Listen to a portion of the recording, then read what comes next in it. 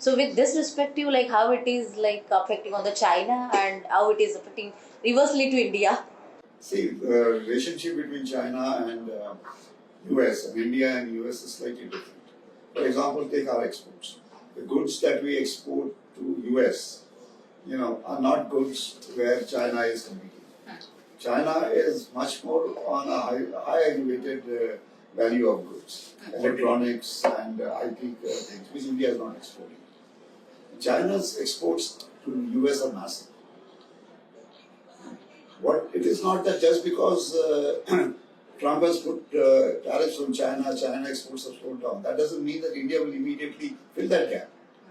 If China is selling Apple products or iPhones or whatever it is to to US, that gap will not be made up. They've already started. Foxconn has started manufacturing iPhones in India. Yes. So that is a process which will take time. But in the opposite things, the Chinese imports in India is also increasing. Yes. See, what has happened is there is a fear in India that if China is stopped from exporting to US, those products will be shifted to countries like India. We have a huge market. And today, if you're buying something for 100 rupees and China is selling it for 70 rupees, then obviously the market will buy it from China. Your loyalty to the nation does not extend to your wallet. If you are saving 30 rupees, you will save it. So it's for the government to order. If you would have seen in the newspapers last couple of days, is that India is already thinking in terms of putting a ban or putting tariffs on Chinese steels which are being imported, Japanese and Chinese and Koreans, because they are dumping that steel in India because they can't sell it in US. So India will also need to be restrictive. India has said that we will put tariff. And if the US puts tariff on China as they have done, it encourages India to do the same. China cannot come back and say that they cannot go to the WTO and say that these guys are putting tariffs. Let them first fight it out with the tariffs imposed by US. So this is a good opportunity for the Indian government to bring in restrictions on Chinese imports. There is no need for India to allow imports of, say, the Ganesha Murti. Ganesh, yes. That takes, the Chinese sell it for 50 rupees, here in the market is 100 rupees. India should be able to afford that 100 rupees instead of importing it from China. Okay. Because apart from the price factor, remember, it also entails an outflow of dollars. Everything that you buy from China, and you are paying in dollars ultimately. You're paying in yuan, and you buy the yuan by selling US dollars, so you need the dollars. So India has to put restrictions on China, and this is the right climate. Right. When already the world is looking not very aggressively at countries which are imposing tariffs, because the US has done it. And there cannot be other complaints about it. They said, okay, first you fight US. So I think this is an opportunity, and the government has already said that they are thinking very seriously of putting either a ban or a higher tariff on import of Chinese goods, Chinese steel, for example. Okay. So I think, luckily for India, we have a stable government, we have a strong government, and a government which should go ahead and put restrictions, which will support Indian industry and Indian economy, rather than worry about the difference in rupee pricing for some time. And anyway, as the Indian rupee the Chinese yuan has weakened much more than the rupee, so it is cheaper to buy Chinese goods. Yeah. But then after the fall of rupee in recent days, that gap has slowed down. So we need to think in terms of protecting our own industry, and I think right now we are in the right climate, the right environment for putting in those restrictions. See, for China, China is definitely, as what Anuj has already mentioned, so they always focus on products which has a very big market. Yes. On larger products, when you talk about a product which is India exports is hardly 1,000 CR, and they might be doing exports of 15,000, 20,000 crores. Because they have a large capacity factories across their belt. So there they are winning the games. India definitely, as this US and India problems or world problem issues and US and China problem is rising out, where China sees they have got so much of factories which are manufacturing. They will have to sell their goods somewhere or the other if they are not able to sell in US, Europe. Which is the next big market for you talking for them? It's India.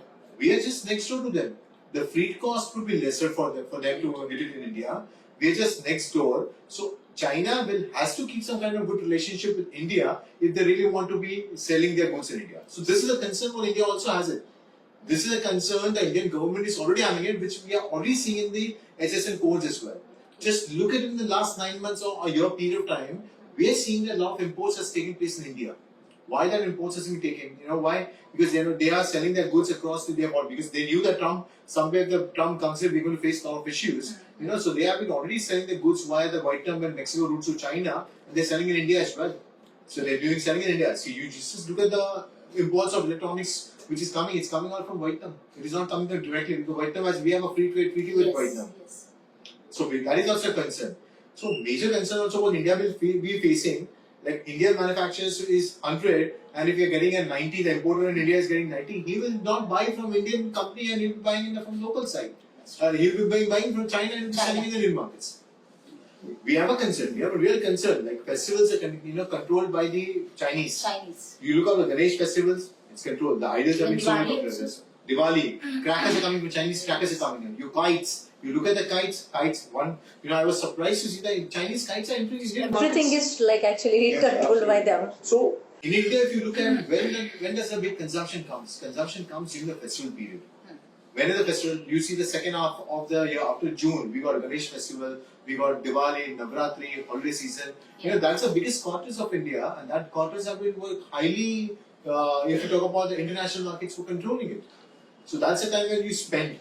Yes. Government wants us to spend, and the government also has a concern. They are making this budget, middle class income, so that they can spend the money up. They're keeping the interest rate slow. They are going to do this spending. Government spending is going to be there. They want the private consumption to take place. So they're doing for who? They're doing for Indian companies, Right. Indian manufacturers.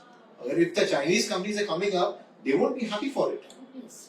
They won't be happy for it. India should benefit out of this. Exactly. India should try to counter in that format to China also. Boss, I know this that you're not able to sell it in US. You want to come to India, but you really have to understand that we are ourselves have a manufacturing. We have seen an importer अगर 100 से 150 से का imports कर रहा है, he will have a team of 5 people, but a manufacturer who's 100-150 crore का manufacturing कर रहा है, he will have some not less than 150 people working under it. So we cannot be a company which is just a trading outfit, just buy karo, sell karo Indian markets. We cannot be a dependent economy as well. So this is a big concern for India, and we really need to be fighting on this. Everything the government has to be focusing. How do we stop the Chinese imports? Otherwise, agar 2 years continuously they are able to succeed in Indian markets, forget it, then Indian manufacturers will be able to do that business or not. That's really We have tough. seen in the past a lot of industries, the traditional sectors when we talk about, they're completely controlled by the Chinese and by international markets. But now they are targeting Indian because the consumption story is here. Yes. So when the consumption story is here, they're targeting Indian markets. They pretty well know this. These people will be dumping their goods over here. That's a point to be seen. One more point which I would like to add it on, the PLI scheme what the government has come up, for the bulk drug pharma scheme or what it is industries, I know we have been already working with a lot of pharma export companies. They are manufacturing over here, the formulations are work, but the products are coming up imported. Because raw material import mein aa raha hai, they're manufacturing, they're selling in all the Southeast Asian countries or the African countries. But when you talk about the one part, the government is trying to, they've already given the PLI to that segment, but that still is not successful because the reason that to manufacture the raw material is that price is coming 100, the same product they are getting at 85 from China. So if someone does the the front loading, they manufacture their raw material also, he's always going to face a problem of high expensive. If there's a difference of 15%, who's going to bear the cost? Is the exporter going to bear the cost, or is the domestic buyer going to bear the cost? So this is a concern what the manufacturer of Indian company has got it. The owner of the company says, boss, if I don't do import, I manufacture on my own, my product comes to 120. If I manufacture the raw material, I manufacture the main product, and I export, I'm getting a 120. But if I get that product raw material imported, then I manufacture, the price comes to 100. So 20%, who's going to take that hit? He's the owner, because everything is competitive. If I don't import and don't do it, my other competitor will buy it and do it. So there is a concern. So these are areas where really the government really needs to take quick actions, quick rapid discussions over it. The policy matters has to be. It's not going to be easy. It's not easy, to change the vendors also. When the manufacturer is continuously buying 20 years relationship, yes. it's not easy that he is going to manufacture those products. He always knows this, that the quality, quantity and price, all three things he has to manage it. One more important thing was Trump is a businessman. Basically, he's a businessman. So what was happening was that China knew there were restrictions on that. China opened factories in Vietnam, Yes. in Mexico. Yeah. And they would supply that. So Trump has said that we have noticed that our trade deficit with China is coming down. But our trade deficit with countries like Vietnam is shooting up.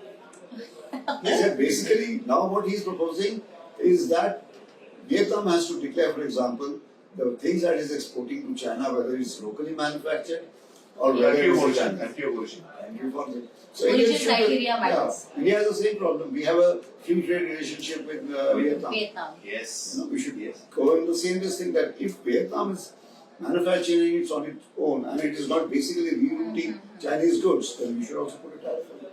And I think that's a very important point. Yes. Because the idea is that, like you said, China lives on the basis of large scale. The cost of production comes down. If you manufacture 100 cars and if you manufacture 10,000 cars, automatically your cost per car. It's a huge difference in the cost. And how did China do it? Because it was heavily subsidized by the government.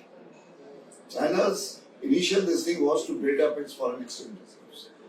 From zero reserves, it has come up to nearly $3 trillion, the largest reserves in India. So in order to get reserves, they did everything. The government said that the banks were lending money to all the manufacturers without expecting them to be returned. They were heavily subsidized by the Communist Party government. The state, the regional governments were also doing the same thing. They were lending monies to these companies without expectation of this thing coming back. The only thing was they wanted dollar inflows. They wanted export inflows. So if you stop that, then there is nothing in Chinese economy really. If you take away the export part of it, Chinese economy will collapse because their domestic economy is. So the key pointers. Yes. Without exports, China is nothing. Nothing. And it is a political angle also that if the economy like Russia is funding, if the economy is not strong, you cannot then fight a war.